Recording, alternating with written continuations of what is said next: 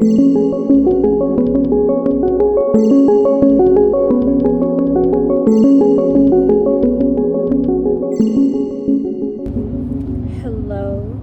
greetings, ashalam, and peace upon all of you, wherever you may be.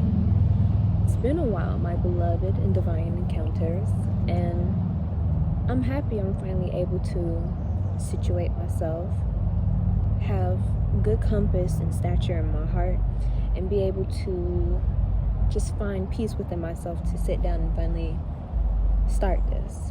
And for all of you who are going through what I have just recently found out is the Venus retrograde, I love you. That's what I'm giving to you right now. I love you. Rise up, stand strong. I understand because I myself am going through a very confusing period. And I say confusing not in the sense that, I am lost, but confusing in the sense of this is something I've never experienced before. And when you are traveling with the Lord and you're doing a new thing with Him, of course it's going to be confusing because you're not giving a instruction book, a manual to go about new things as you are a new leader breaking generational curses and being the black sheep of the family. You have to do things differently. You have to be different. And so I'm coming to all of you saying love, peace, grace, and joyfulness be upon you, blessed upon you, through you, in, outside of you. Oh, okay.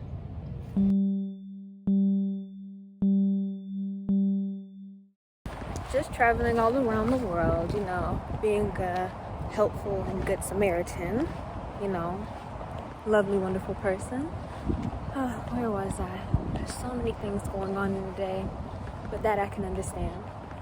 And back to what I was saying, the reason why I would say I am confused in this new state is because I'm going through something I've never experienced before, which is the process of grieving while also being excited, finding joy for a new and becoming thing. This is very foreign to me, nothing I've ever experienced before. So I'm trying to find a common place and understanding with the fact that I can be happy for what is to come while grieving what already has been. And that is a very confusing thing, because how can you be despaired within your heart over a thing while at the same time happy and joyous for a new thing, But I find understanding in it because all is meant to be one. And I'm reading the Gospel of Thomas. And one thing about Thomas, he's very straightforward in his listening and understanding when it comes to Yeshua. Because you have the Gospel of Matthew, Mark, Peter, Mary. You have John, who tells everybody's business. He's going to tell it how it is. And you have Luke. All of them are basically different point of views and perspectives of which they understood not only the genealogy, but the life and the compass of Yeshua, who is Christ. And so I'm reading the Gospel of Thomas, and Thomas, he gets straight to the point. And I say straight to the point not in the sense that like cutting through all the noise like everything else is unnecessary, because everything is important, but rather it feels more poetic because of the short stanzas and everything, the verses and everything that is all encompassed. It feels more poetic and everything.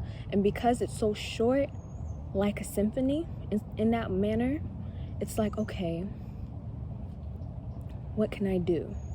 What can I do to dive deeper into the parable of everything that Thomas is revealing through Yeshua? Because it's like I said, it's straight to the point. There's no elaboration or explanation of further understanding. It's like you yourself have to be the worker, the searcher, the seeker of the divine wisdom.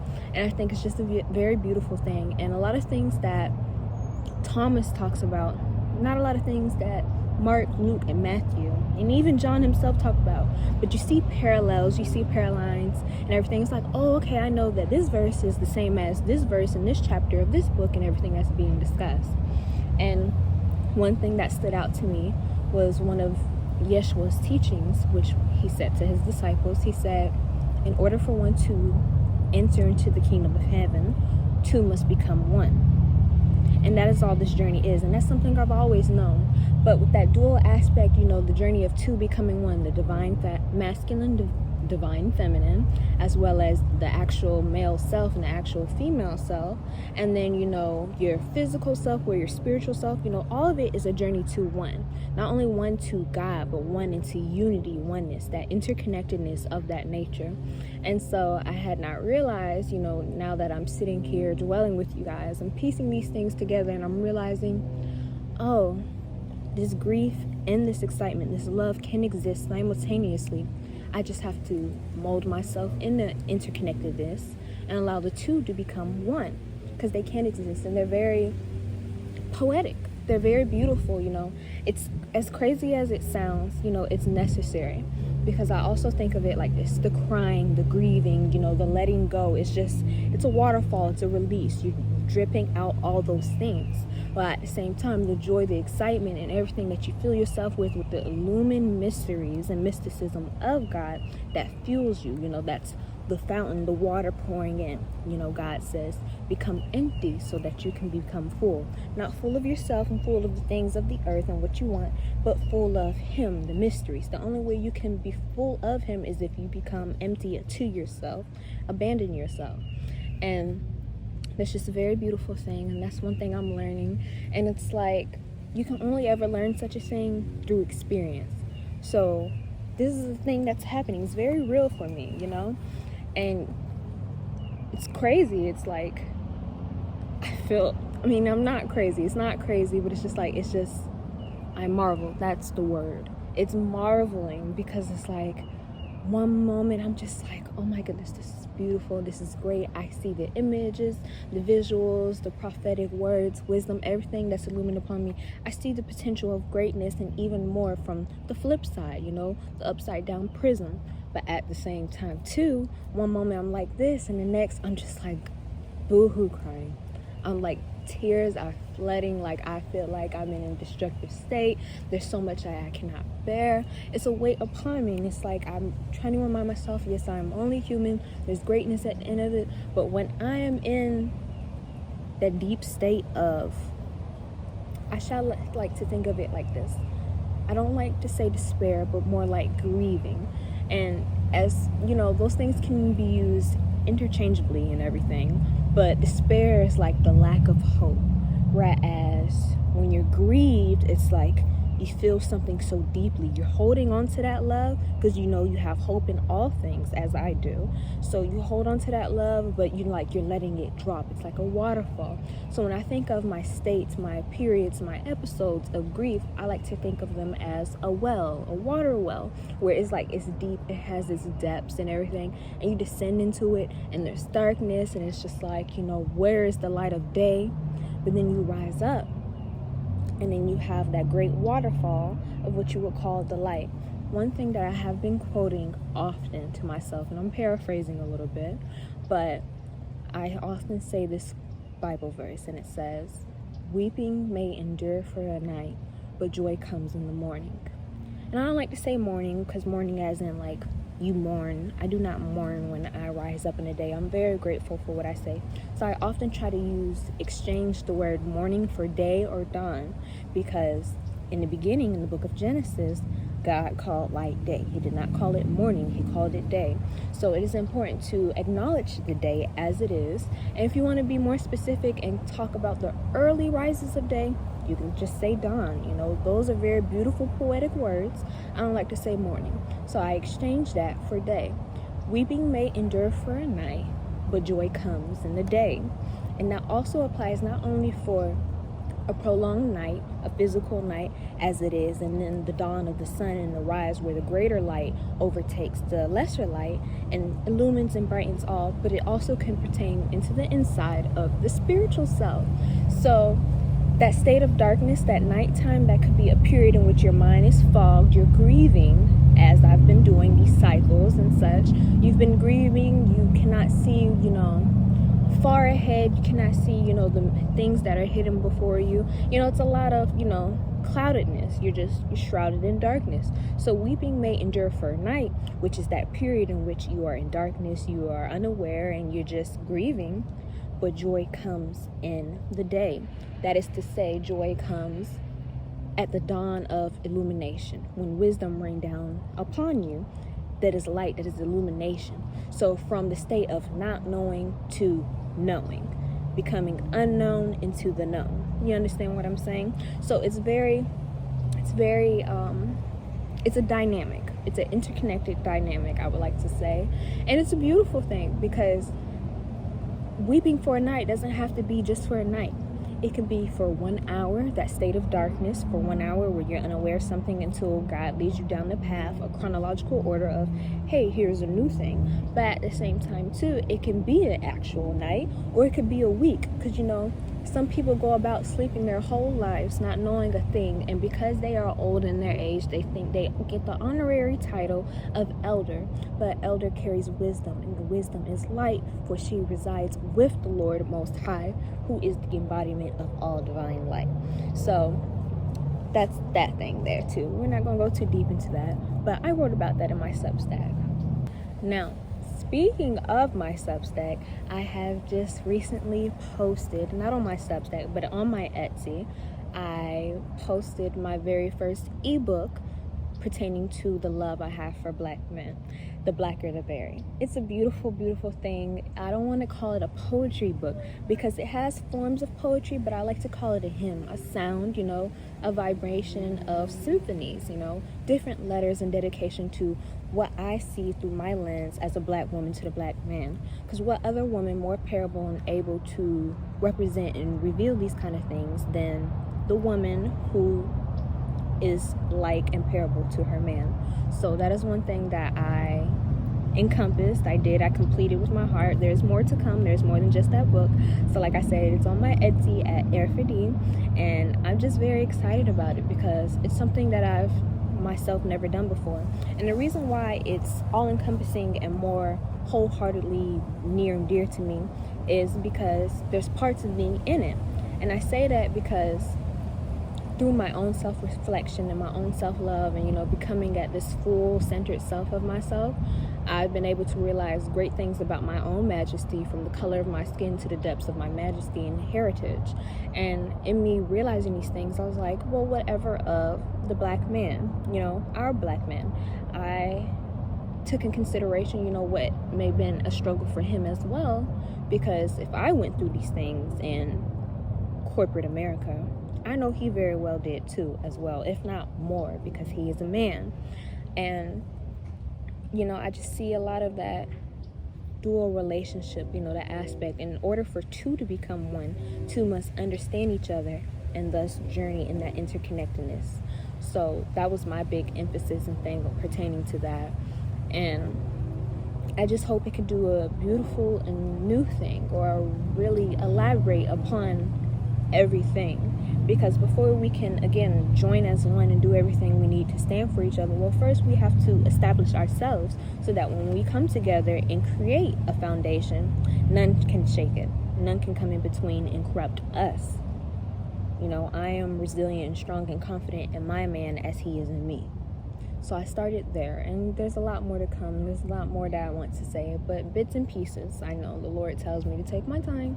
Don't do all this extra stuff, not to say that the work isn't worth it, but it'll be revealed in increments. So I'm very excited for that. So that is just something that I have been working on, and I shall continue to progress on. Nothing too big, but it is bigger than me. I don't know how to explain it. It's just, I'm very excited about it. I can only speak on what I know. And right now, the Lord has let me know I've done a great thing, and this is great work, and this is a beautiful work, and I appreciate it. And I appreciate my people.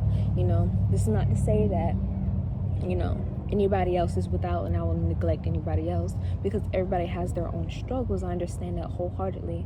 But first, we must work on not identifying the problems, but working through them, having that release and be able to walk in the abode of these things with each other and be vulnerable with each other, because we don't often talk about these things, or we neglect the fact to talk about these things because we're so worried about ourselves and what's beneficial to us, not realizing, well, you can't want for something from somebody else if you yourself have not recognized what they need as well. And I'm not saying go ahead and build a man, build a woman, but you need to build yourself up, and at the same time you must understand your counterpart. How can you want your counterpart? You don't understand your counterpart. You understand what I'm saying?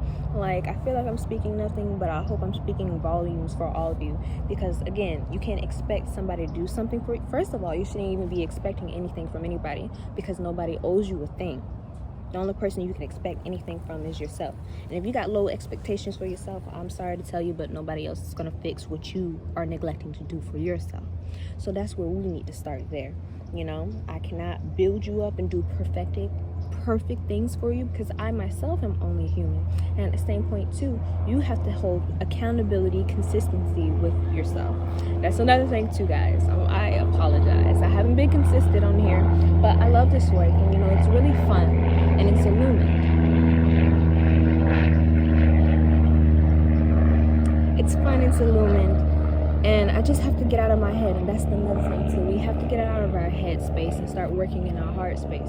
Not here on the left, here on the right. I forget where in the Bible. I think I read it in one of the books of Solomon, or like in Samuel, somewhere where it said specifically, the heart of a fool is on his left side. Well, the heart of man is on its left. Right here, we all know anatomy classes. I hope you took anatomy classes. Here, right here, is where you feel that beating heart. So if the heart of a fool is over here on its left and its physical self, does that mean the heart of a wise man is on its right side? And that's not to say that your actual physical heart is right there. That's not what I'm talking about.